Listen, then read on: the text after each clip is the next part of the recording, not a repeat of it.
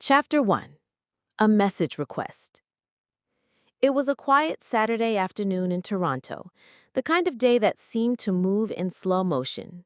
Snow hadn't yet touched the city, but the cold air whispered against the windows, making the warmth of home feel like a luxury.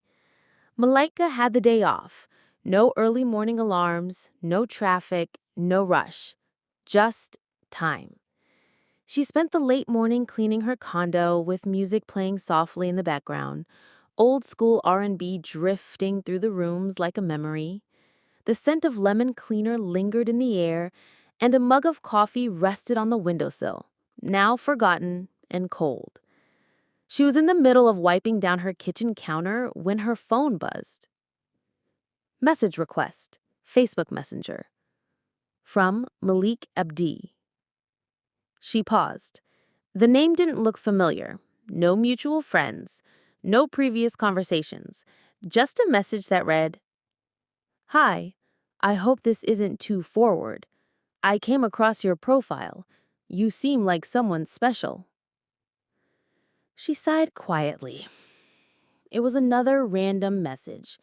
At first, she thought nothing of it. Just another stranger reaching out for reasons that usually led nowhere. Her instinct was to ignore it, maybe even block him. She wasn't interested in digital flattery from men she didn't know.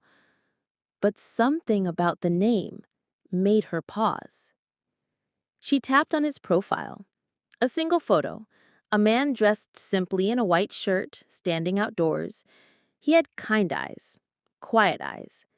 And just below his name was the location. Hargeisa, Somaliland. Her heart pulled gently. She hadn't been there in years, not since she was a child, but Hargeisa wasn't just a place on a map, it was part of her. She was a Somalilander, born there before life carried her across the world to Canada. The language, the culture, the memories, they were all still tucked deep within her, no matter how far she'd come. Now here was this stranger, also from her homeland, sending a message on an ordinary Saturday. She still didn't reply. Instead, she put her phone down and continued cleaning, her thoughts drifting.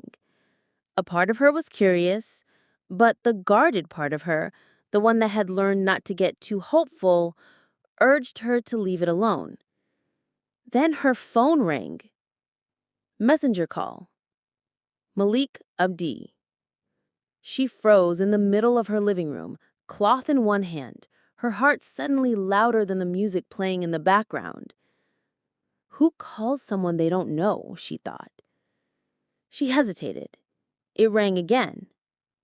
And then she answered. "Hello," she said cautiously. His voice came through, soft and respectful. "Hi, I hope I'm not bothering you. I just saw that you hadn't read my message, and I wanted to say hello properly." There was a pause, a long breath, and then she asked the question that had been sitting on her tongue since the notification popped up. "How did you find me?" He didn't hesitate. "I saw one of your Facebook Lives. You were speaking with such confidence. Something about you made me stop scrolling. I followed you after that. I hope that's okay." She stood there in still her cleaning clothes, phone pressed to her ear, blinking as her heart shifted slightly in her chest. She hadn't expected this. Not on a Saturday, not in the middle of cleaning, and certainly not from someone who had been watching quietly from across the ocean. And yet something about his voice felt familiar. Safe.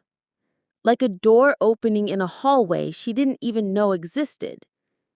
That single phone call from a man she almost blocked would become the first thread in a story she never could have written on her own.